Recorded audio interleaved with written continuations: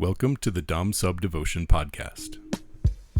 Every episode of Dom Sub Devotion shares the lessons learned from our experience of love, devotion, and desire inside of our 24/7 Dom Sub marriage. We found that dominance and submission is more than just a kink.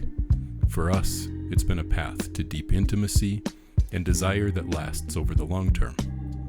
We share our experience through this podcast to be the example that we didn't have when we started down this path, and to help you find your way to a dynamic that works in your real life. You can learn more about us and our courses and offerings in the show notes and at infinitedevotion.com. Thank you for listening. Hello everyone, welcome back to Dom Sub Devotion. My name is Andrew, and on Dom Sub Devotion, I talk about what it takes to build healthy, loving, dominant, submissive dynamics. And this week, I asked my Instagram followers to send me some really tough questions. I've gotten a few really tough questions lately, and I had a few of these already set aside to talk about on an episode. And I asked for a few more, and I got some really tough ones. Some really challenging scenarios or questions or situations where people wanted my input, and also some places where people challenged me, which I love. So in today's episode, I'm going to address a bunch of these, as many as I have time to get to. And I will forewarn you, if you are sitting down to listen to this episode, I haven't scripted this one out. I haven't outlined it like I do with a lot of these episodes. A lot of times when you hear me, I'm sitting down to record an episode that I've already thought through pretty deeply. And I've put a lot of time into structuring out how I'm going to talk through the different points that I want to make. And this episode's going to be a little bit different. So you can expect me to talk a little bit more slowly. If that bothers you, turn your speed up to 1.5 or something that suits your wishes and desires. But I'm going to need to contemplate a little bit here because I've thought about a couple of these questions, but I really wanted to answer them on the fly. So let's go ahead and dive in and see where this whole episode takes us. I'm going to start with this one, because this question was asked by someone who's kind of challenged by my approach to dominance and submission and spirituality. And the question was, what does divine mean to you? I don't know why, but it sounds so unserious to me when you say it. And this question to me really points at a bigger challenge that the Instagram internet world of spirituality and New Age spirituality has, which is this assumption that it's supposed to be serious. This is a different version of ego, the spiritual ego.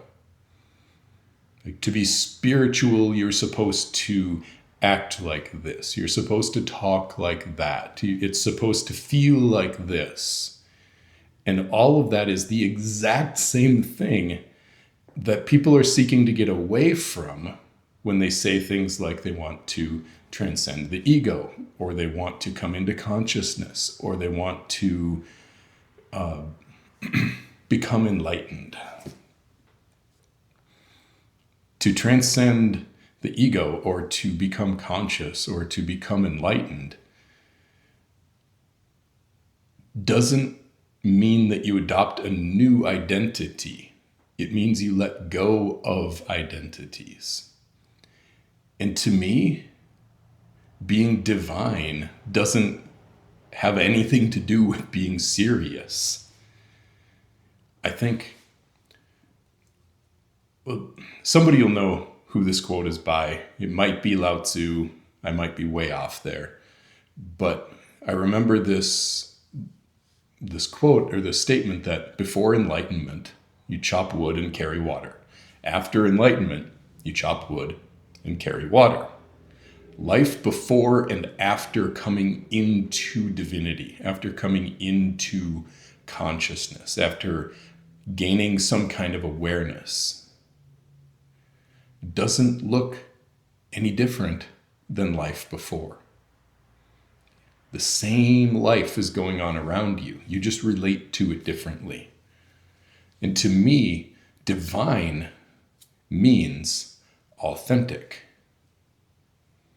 It doesn't mean anything about how I dress. It doesn't mean anything about how I speak. It doesn't mean anything about what I do or what I don't do. It means being all of me. For a person to be divine means for that person to be fully in connection with their soul, with their spirit. And that doesn't have to be serious at all. In reality,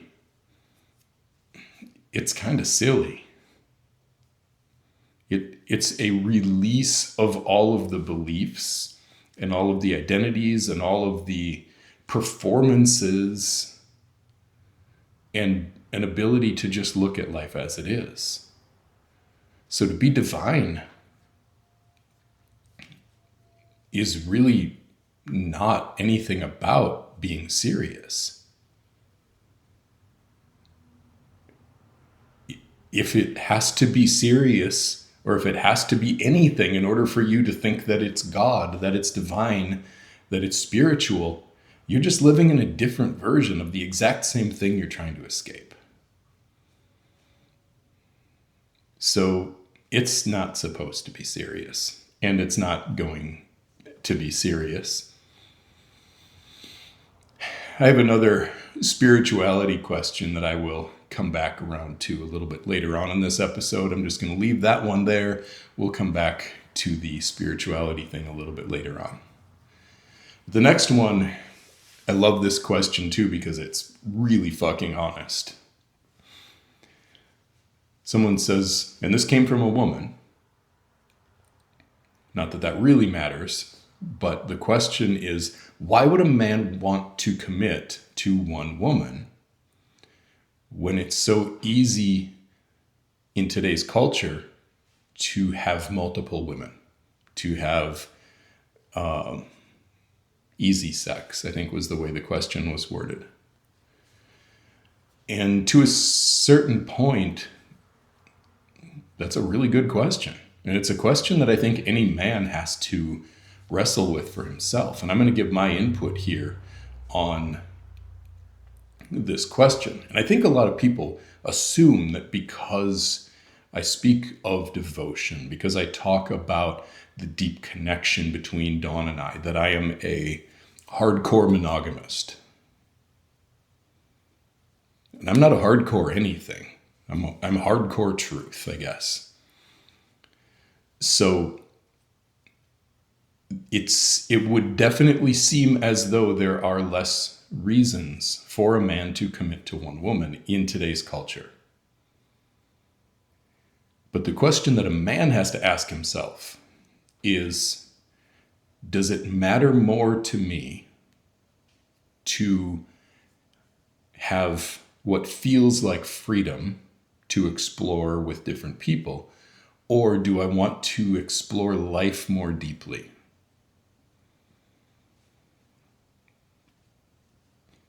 I think all of us recognize that there's a certain shallowness to casual, fleeting relationships. There's a certain, there's something that gets missed there. But we also can't ignore the fact that, like, to our deeper animal instincts, especially for men, variety is something that's very appealing. So why would a man want to commit to one woman when that requires the surrender of options? Like, let's look at this rather than from just saying, monogamy good, polyamory bad, or polyamory good, monogamy bad. Let's take the judgment out of it and look at it, at least from what I've experienced, which is, for me, let's go back well before Dom and I were even a Dom sub couple. Back to the time period when we were still very much vanilla, so much to the extent that she didn't even know what vanilla meant. Like, that's how vanilla she was. And I was starting to realize and recognize that I needed something more, I needed something more than what we were experiencing or what our relationship was. And at that point, I very seriously considered moving on from walking away from this relationship. This is something I've spoken about before. Like, she and I have had these conversations before. This isn't anything new. But I want to go a little bit deeper into that than I ever probably have. I considered moving on because I knew how much resistance there was going to be to changing the way that we had been together for, at that point, 7, 8, 9, 10 years. I don't remember the exact timeline of this. But I knew that changing or evolving this relationship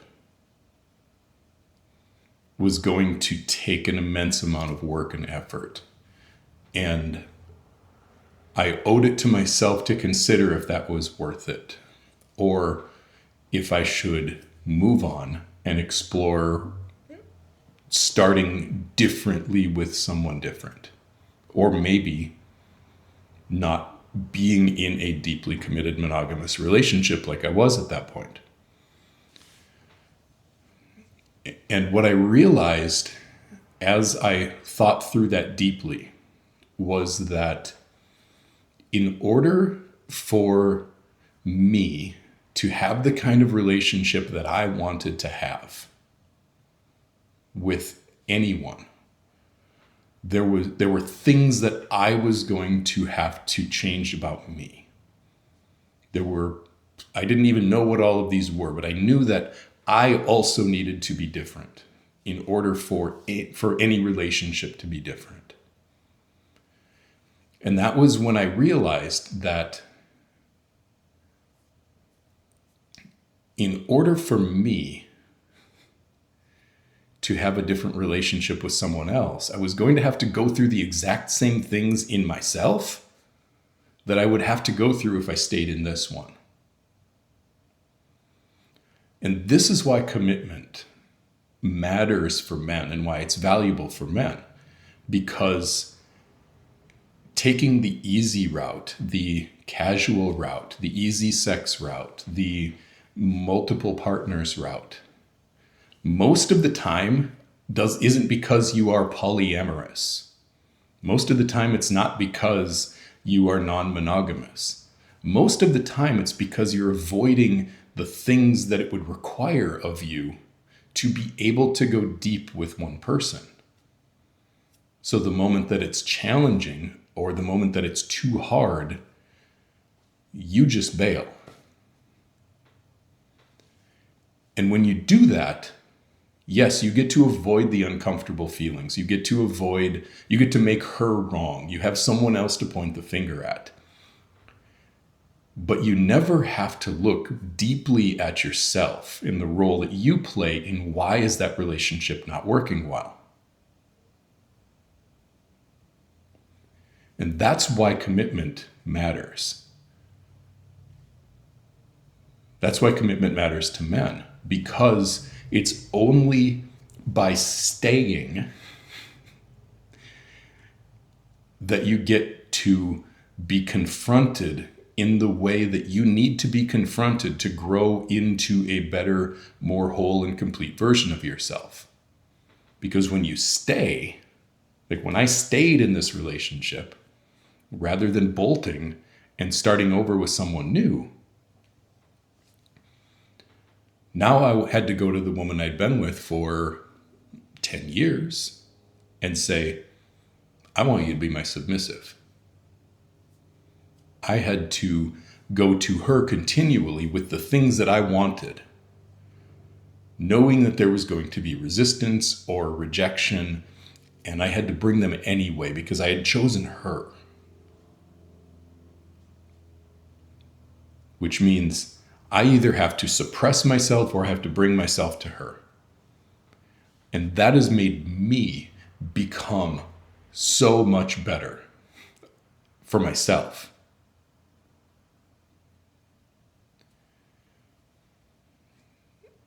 And I could have avoided all of the depth that I've gotten to experience in myself. And I would have felt like I was listening to myself, like I was honoring myself, like I was, maybe decided that I'm polyamorous and I need multiple partners. Okay. But do I, or am I running away from something? So to me, I don't have any qualms or problems with polyamory as a concept, with multiple partners as a concept.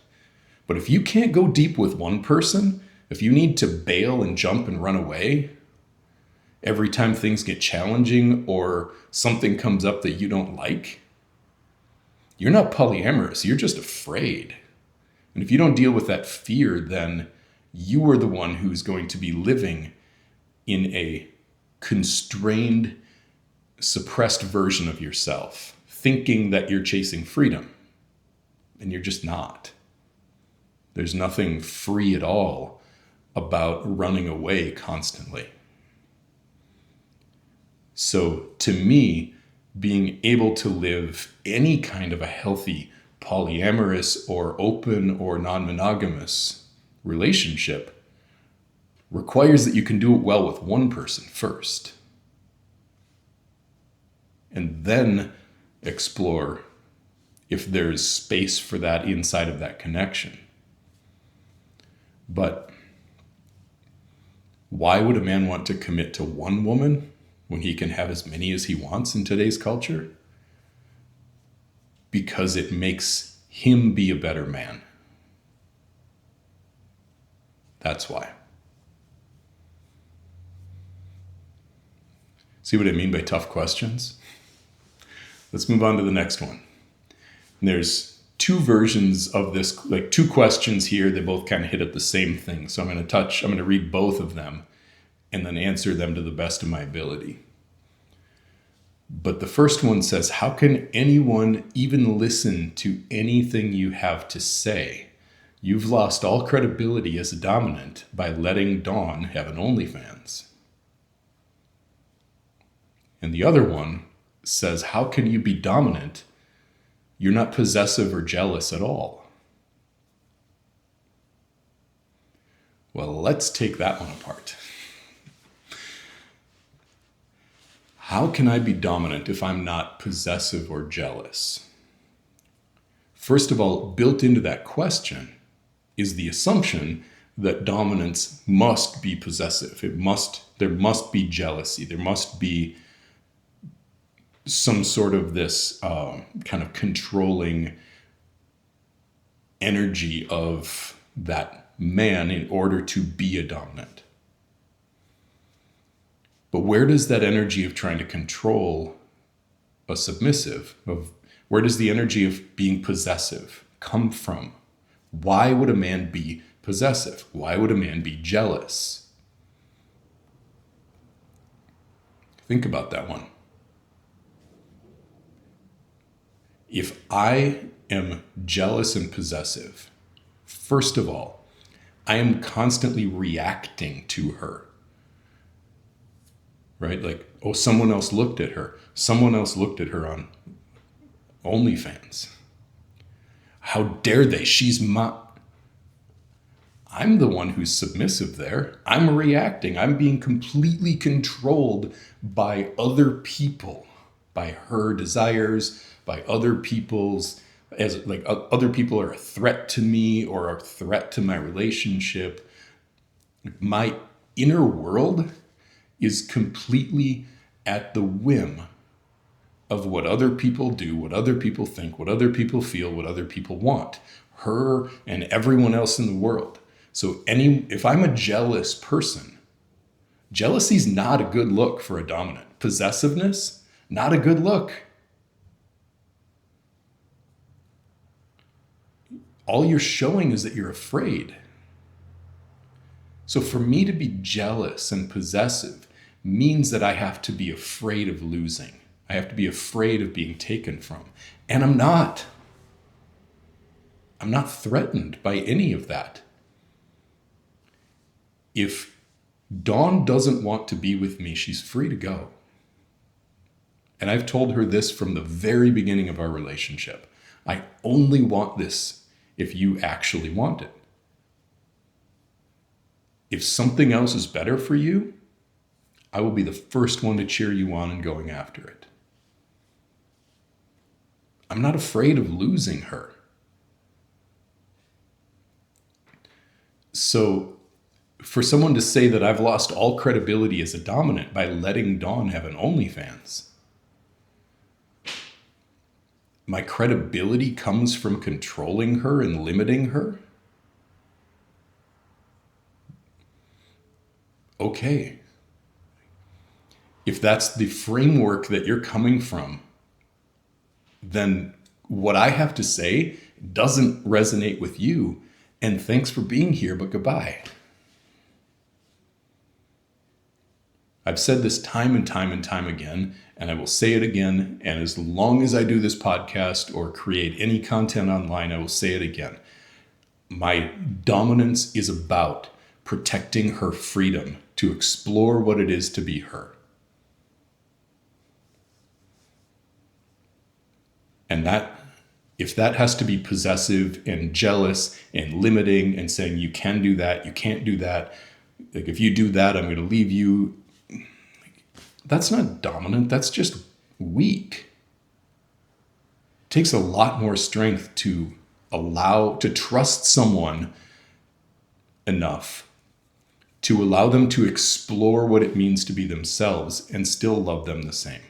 To stand right there and say, and to just smile and enjoy that person exploring their individuality.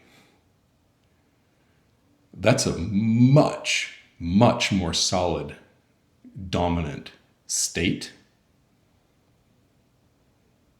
than it is to be so afraid that about what that other person does and what it means about me.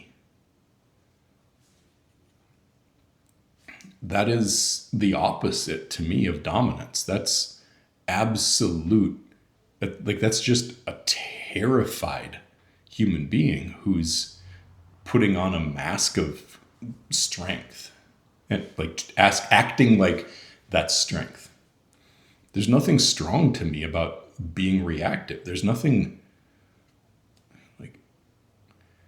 the real strength, the real dominance, as far as I'm concerned, is the ability to still love someone regardless of what they do, to love someone deeper than their actions, to take joy in another human being exploring what it means to be them and knowing that you still get to be a place where they get to be unconditionally loved, accepted, celebrated.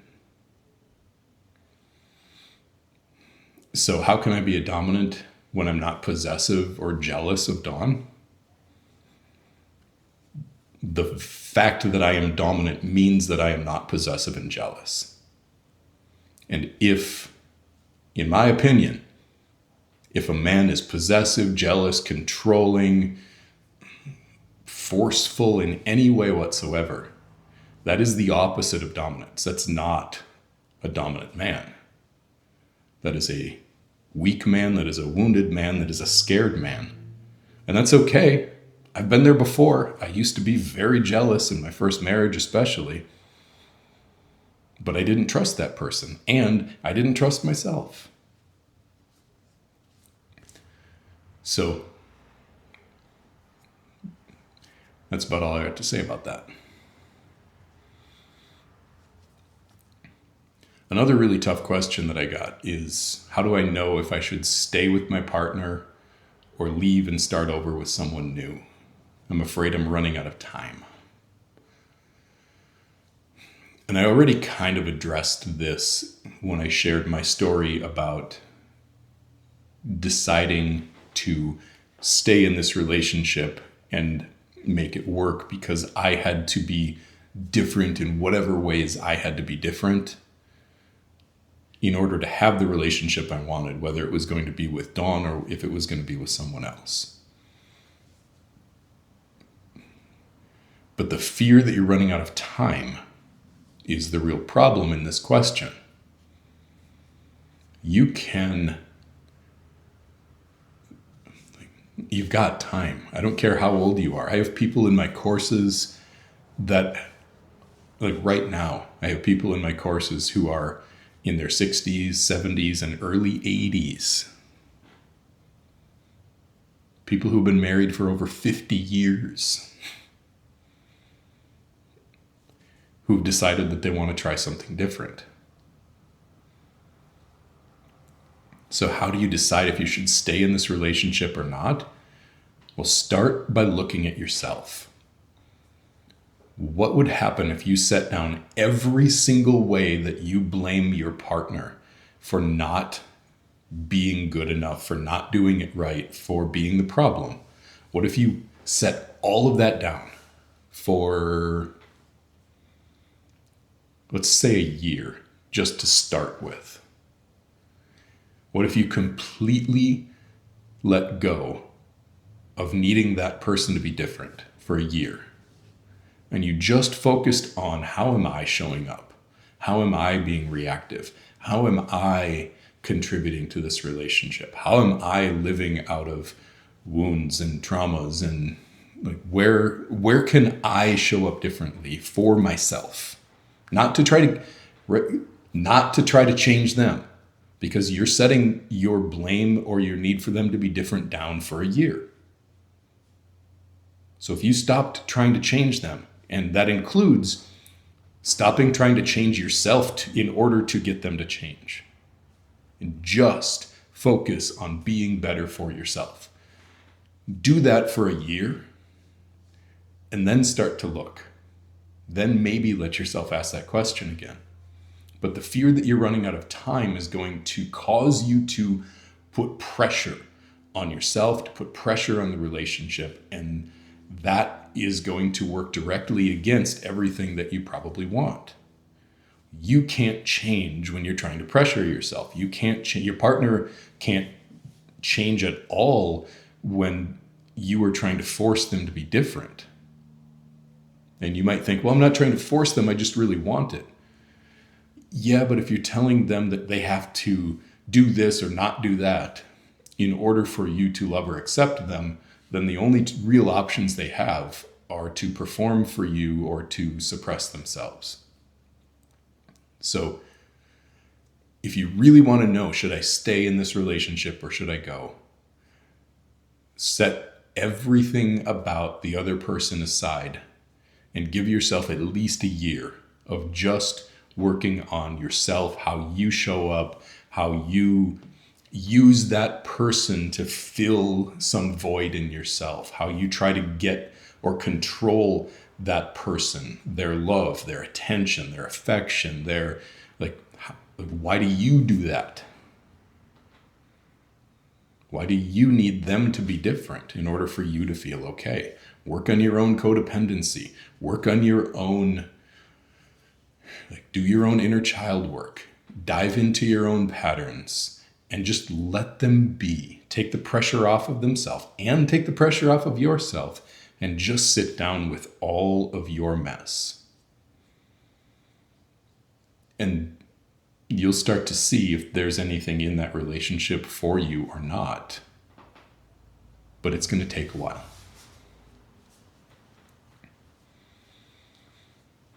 All right, let's move on to the next question here. This one, again, two different people asked similar questions. I'm going to read both of them and I will address them together. So the first one says, how does giving so much not drain you? It seems to me like you overgive. And then the other version of this question is, okay, where does all of your energy come from? How do you lead your life and hers? Most people are struggling to manage even themselves. So why do you want to do all of this for her? It feels like she's getting so much. And actually it says, feels like she's getting so much. And I love these questions. I love these questions so much. Because to the first one, like, how does giving so much not drain you? And it seems to me like you're over giving, which comes from a man. I would have said the same exact thing. I was right there.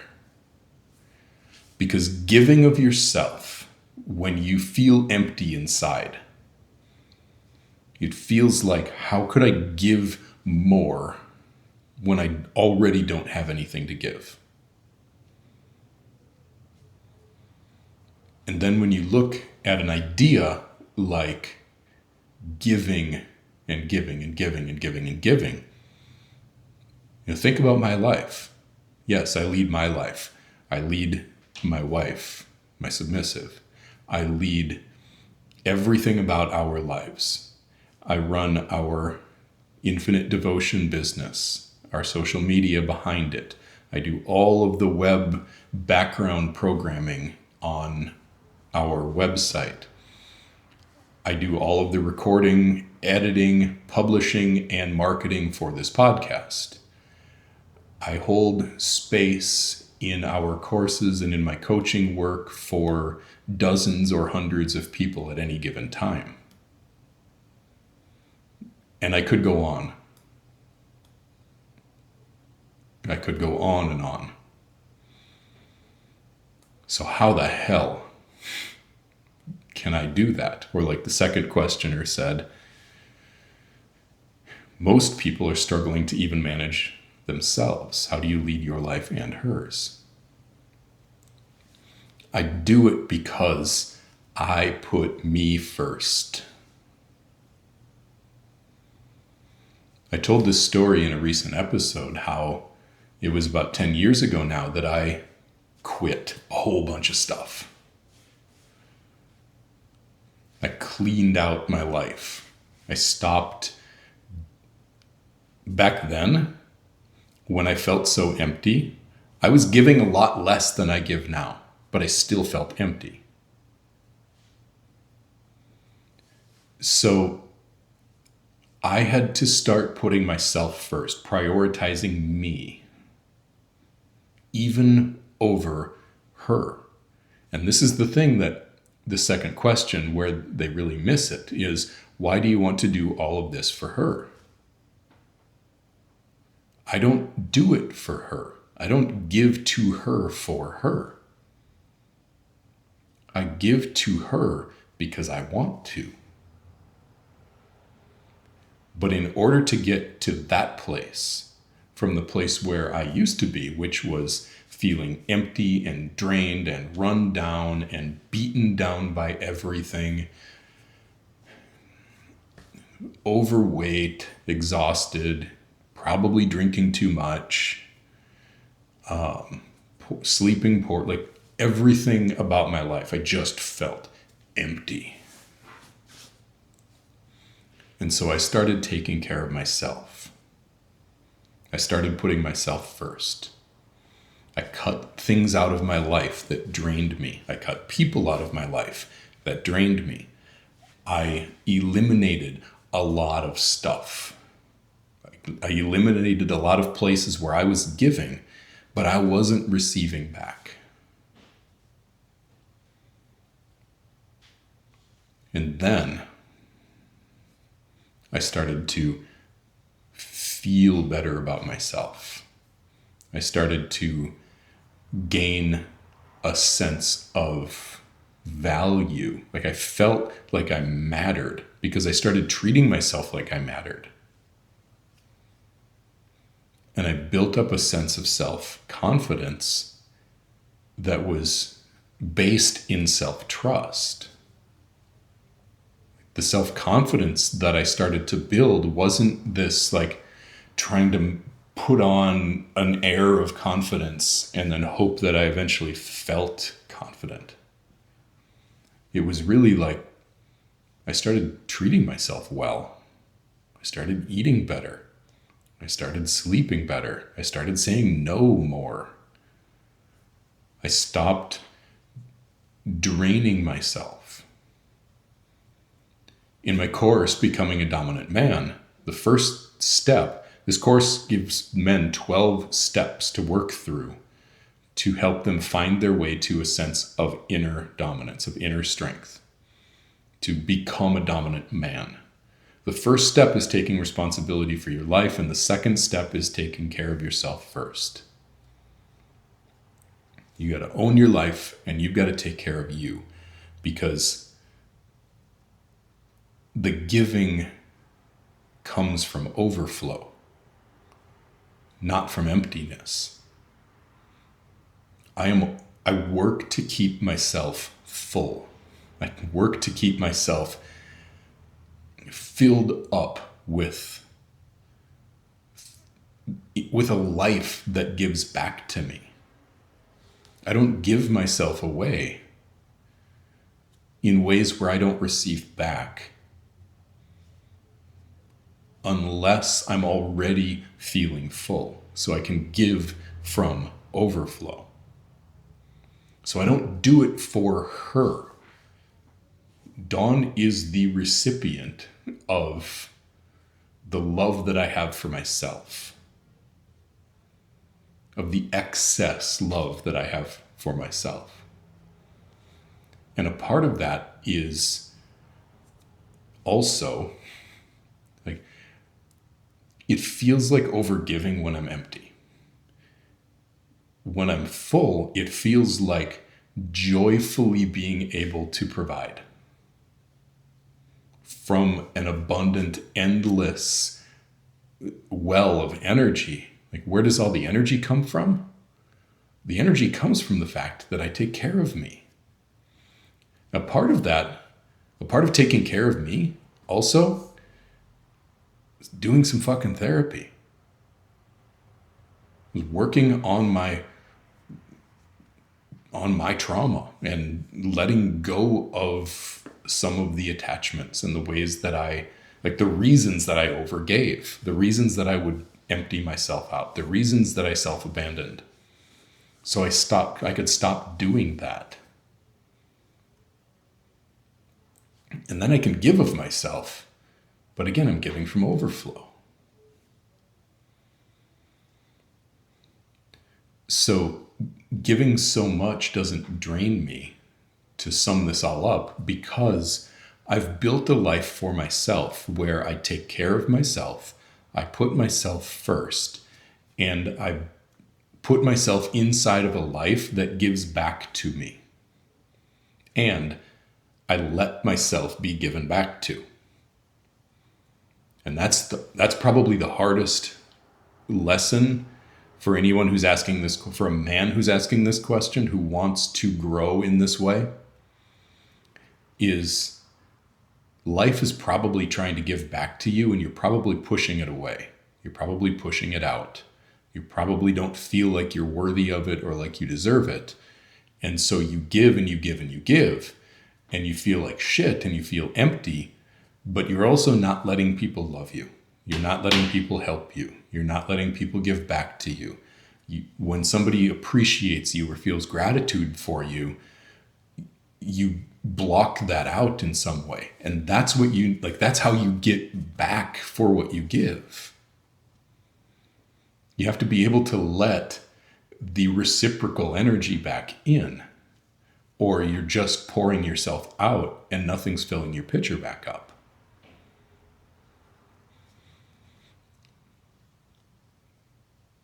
And so that's how I give so much without it draining me. And I never overgive. I really don't feel like it's possible for me to overgive, because in my life, the combination of the people that I let into my life and the ways that I have chosen to live my life, and the fact that I'm wide open to receive back what is there for me, means that the more that I give, the more that I receive. And if I ever start to feel drained, I can just stop giving for a while. And then I'll start again when I feel full and when it feels like I have overflow again.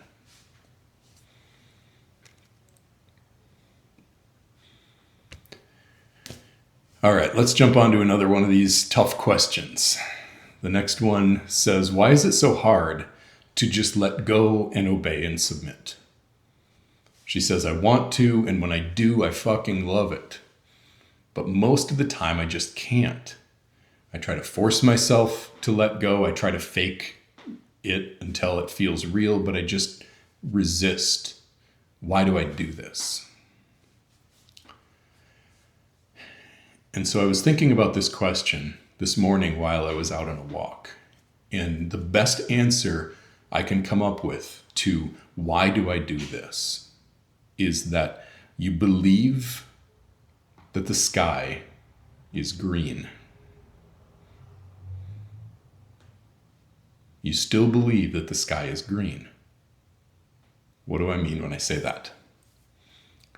Let's just say that as a very, very, very small child, someone taught you that the color that you see when you look up at the sky when there are no clouds, that color is green.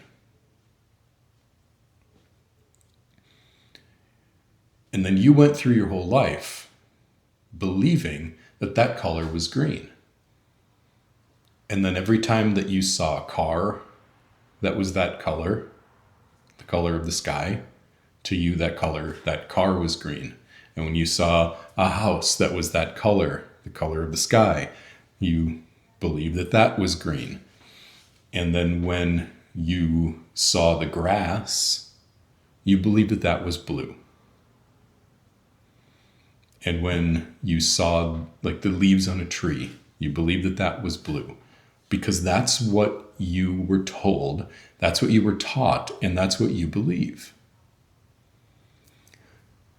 So then when someone comes along and says to you, that grass, that's not blue, that's green. The sky, that's not green, that's blue. You are going to think that they are lying to you, even if they're telling you the truth. You're going to believe that they're lying to you. You're going to believe that person's crazy. They're trying to manipulate me. They're trying to lie to me. That color up there, that's definitely green. And that color of that grass, that's definitely blue. They're so wrong. So when the truth comes along, first of all, you're going to believe that it's a lie. But then in order for you to start to believe the truth, you're going to have to go through some really, really, really tough, really uncomfortable internal unwinding. For example, if you've gone through your whole life believing this, you have probably stated this belief hundreds or thousands of times throughout your life. And so to admit that the color up there in the sky is blue and the color down there in the grass is green,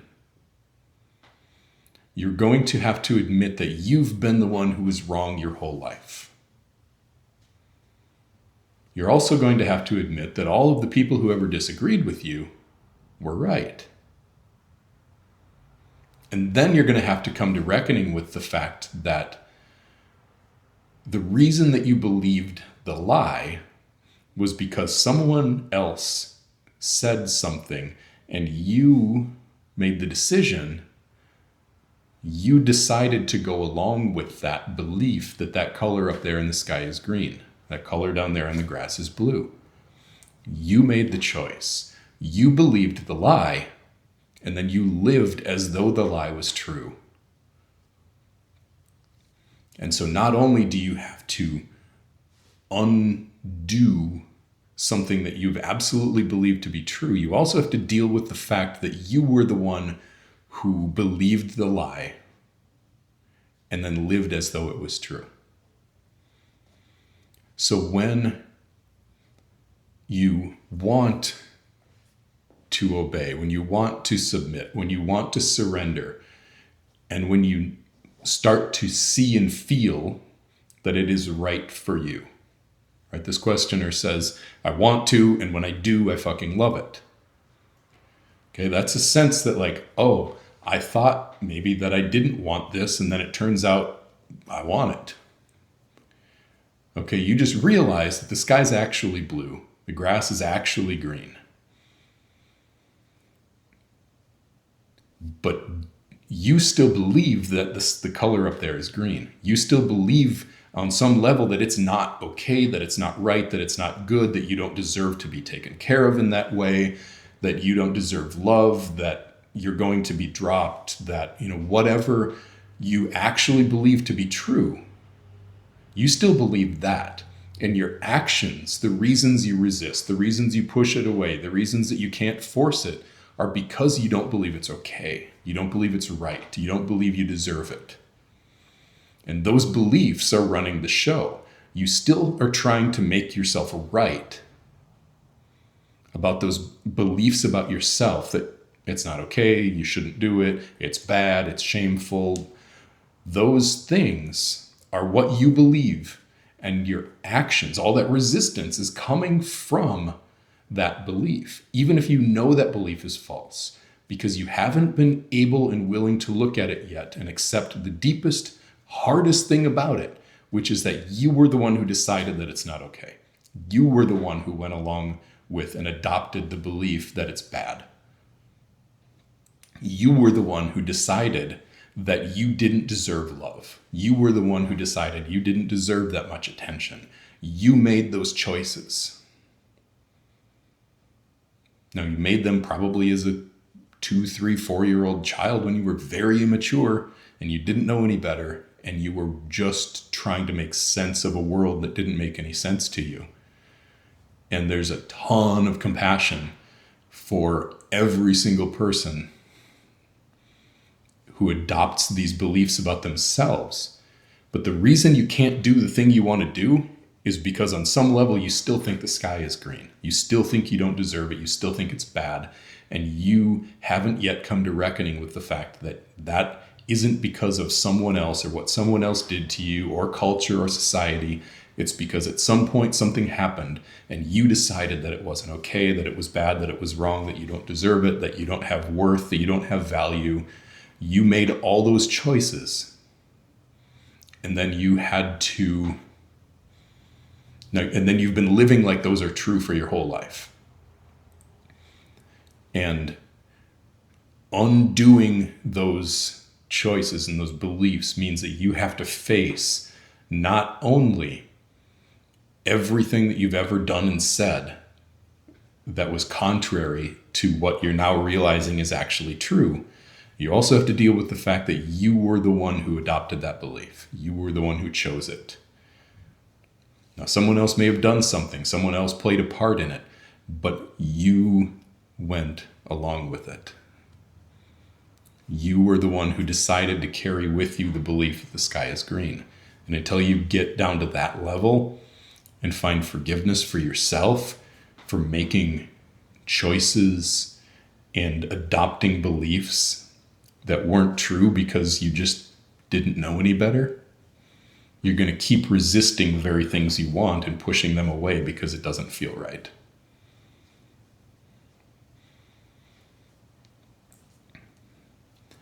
And then the last piece of that is you're going to have some compassion for yourself, a lot of compassion for yourself. I have a lot for you, for the person asking this, and anyone else listening to this where this is maybe landing pretty hard.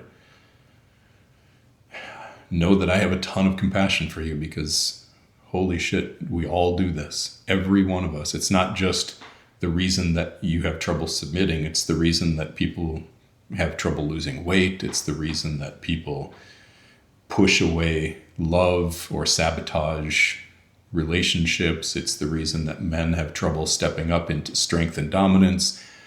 It's like, this is everything about why we struggle to live the life that we want to live.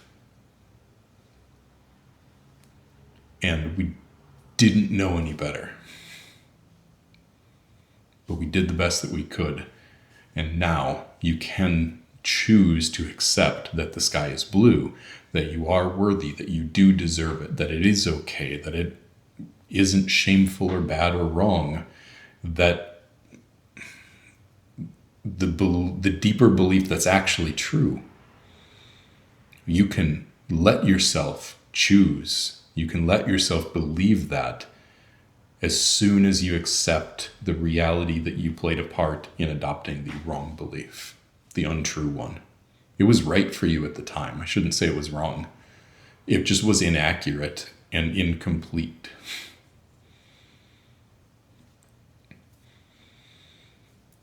All right, I've got time for a couple more of these tough questions. I'm going to jump back to the other spiritual question here. Someone asked, I've never been interested in BDSM or kink because it always felt performative to me. And then I saw your interview with Chris Bale, and I could see that you go to a deeper layer. Then I saw Dawn write something on an Ask Dawn Anything story, and you said, or she said something about being used and objectified.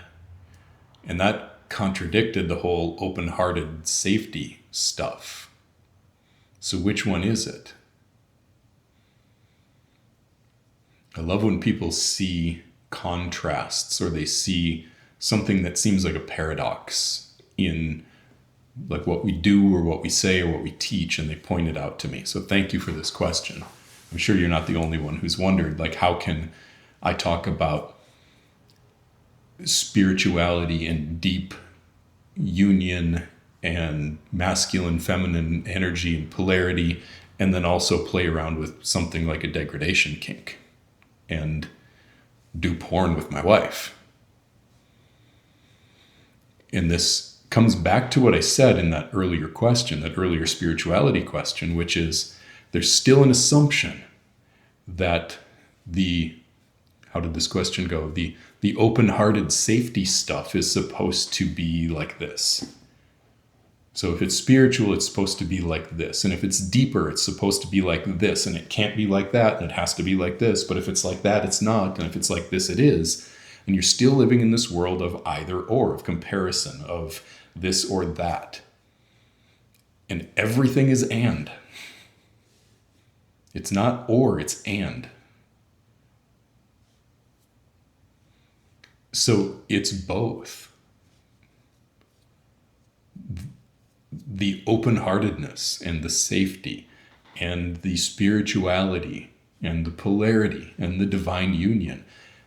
All of these things make it possible to feel safe enough to explore, to play, to have fun, to try new things, to see what's exciting, to see what turns me on, what turns her on, to be able to play.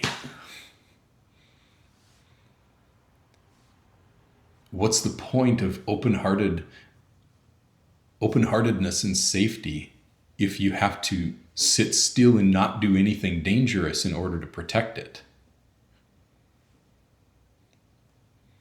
The point of spiritual evolution is so that you can live your life. It's so that you can really be alive while you're living. So you can be in this moment and say, yeah, that's hot. I want to do that. I like when you say those dirty things to me. I like saying those dirty things to you. Okay, let's do that. That was fun. It's getting out of the Well, what does that mean? What does it mean about her? What does it mean about me? What does it mean about our relate? That's the problem. That is the whole problem that the spiritual seekers are trying to get away from, is the meaning making. It's the ego. It's the trying to be good and not be bad, and be right and not be like, this is the whole thing we're trying to get out of. To really just be able to be there in the moment and enjoy it. To feel free enough in ourselves that we can live.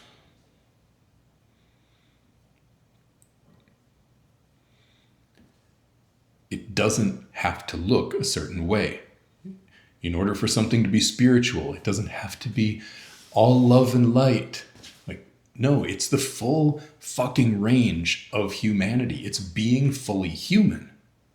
Being spiritual doesn't mean abandoning the human. It means integrating the human. It means integrating the spiritual. It means healing the emotional.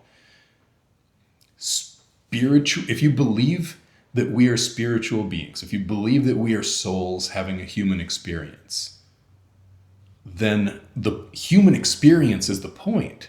It's not to try to get away from the human experience. It's to be able to actually live it.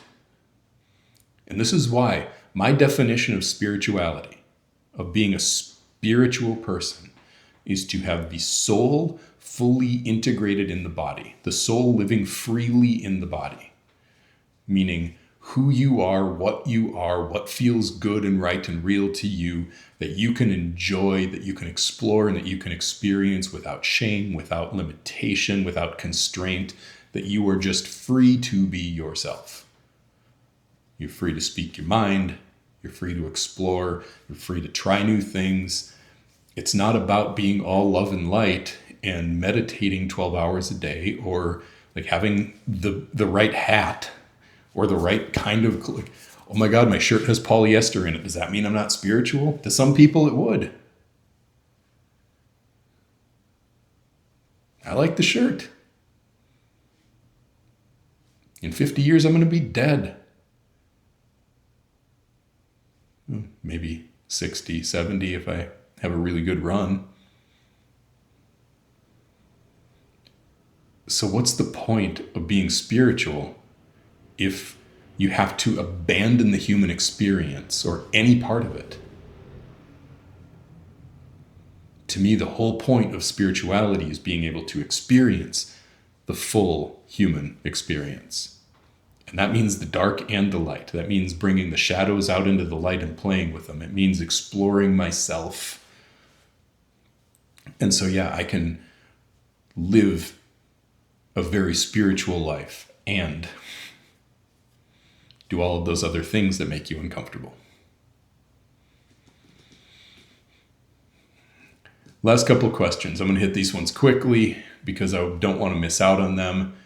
Someone asks, how could Dawn survive if something happens to you? She's totally dependent on you, isn't she? Is she? Now, in reality, I take very good care of her. I try to. I think I do a pretty good job of it.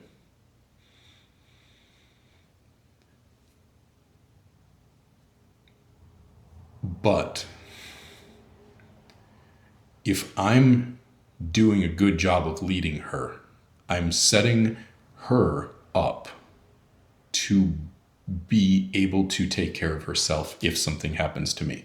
Now, the reality is she going to miss me more? Is it going to be even harder for her to lose me when we are as deeply connected as we are? Yeah. Because she's open to me. I've opened to her. It's the same the other way around. People think like, well, she's the submissive, so if I lost her, if something happened to her, I'd be okay. I wouldn't be okay. I rely on her as much as she relies on me. And she is more assertive, more competent, more capable than she has ever been. She's also more open, more free, And yes, that means that she is more vulnerable. So am I. We're both more vulnerable than we were when we were making sure we'd be okay without each other. So it's going to hurt more. But if I'm doing a good job leading her, I'm also helping to make sure that she would be okay. That she's not just completely dependent on me like a puppy that I'm walking around all day. Like, I have life insurance with her as the beneficiary. I have our affairs very well in order, so she would know exactly what to do and how and where everything is and how everything works if something were to happen to me. She's not helpless, and I'm also not going to leave her helpless. And the last one I want to hit on here before I go for the day is, how do you feel in control and be a dom when you are going through hard times, like really hard times? You don't. You don't have to be dominant when shit is hitting the fan. You don't always have to be in control. The more that you do this deep work, the more and more you will not feel like those hard times are as hard as they used to be. But also, stuff is going to happen. The ways that you have to open yourself emotionally to really settle into an inner strength that allows you to be dominant in the ways that I talk about is going to also mean that life sometimes is going to hurt more, because the walls are down, the blocks are gone, the self-protection doesn't exist in the same way anymore. So inner strength requires emotional vulnerability. Emotional vulnerability means that you are going to feel more pain sometimes. You're going to feel other people's pain sometimes. And when hard times hit, it might hurt even more. And when you're feeling that, is not the time to try to get yourself in control. It's not the time to try to get yourself together. Suck it up. No, it's the time to feel. To let yourself feel. The way that you come back to solidity isn't by pushing that down. It's not by suppressing your emotional experience. It's by accepting it. It's by allowing it. Letting that move through you. And finding a way to process that, to move it, to express it. Ideally, don't take this as a directive. Ideally, you don't bring that back to your woman, back to your submissive. You work through it with a therapist. You work through it with other men. You find someone to witness you in your grief. Ideally, that's not her. Now, this doesn't mean, I say this sometimes and guys hear this and they think, okay, yep, I'll just cut her out. It doesn't mean cutting her out. You still got to let her in. I'm talking about not processing it with her. I'm talking about not using her as the emotional dumping ground when you are in pain. You can let her in. You can let her see that you're not okay. You're a fucking human. I talked before in the spiritual questions about allowing the full range of the human experience. Well, grief and sadness and despair, those are a part of the human experience. And you can let her see that you're human. Because when you accept yourself in those challenges, when you let yourself fall down, when you let it hurt when it hurts, You let her see that you're in pain. And then you feel it. You actually let it hit. You actually let it hurt. And then you rise up and you stand up and you learn from it and you grow and you come back even better. Then she gets to see all of that rather than you just trying to act like nothing's wrong because you think you're not supposed to let her see it. So how do you feel in control when you're going through really hard times? You don't. You go through the really hard times. You learn from them, and then you grow and you get yourself back together on the other side of it. So thank you to everyone for tuning in. I appreciate all of you. Next week, I'm going to have Dawn back on the podcast with me, and we're going to share some gratitude with all of you and updates on our year and the direction that we are going in our lives. Thank you for tuning in. And if you listen to this long, please leave a comment on our YouTube. If you are listening to this on Apple Podcasts or on Spotify, leave a review, leave us a 5-star review. Any little thing that you do helps our work reach more people. And anything that I can do to help this reach someone who it impacts, who it helps, would mean everything to me. If you've listened this long, please take that 5 seconds, leave that comment, leave that thumbs up, leave that 5-star review. It helps us so much. Thank you, and we will see you next week.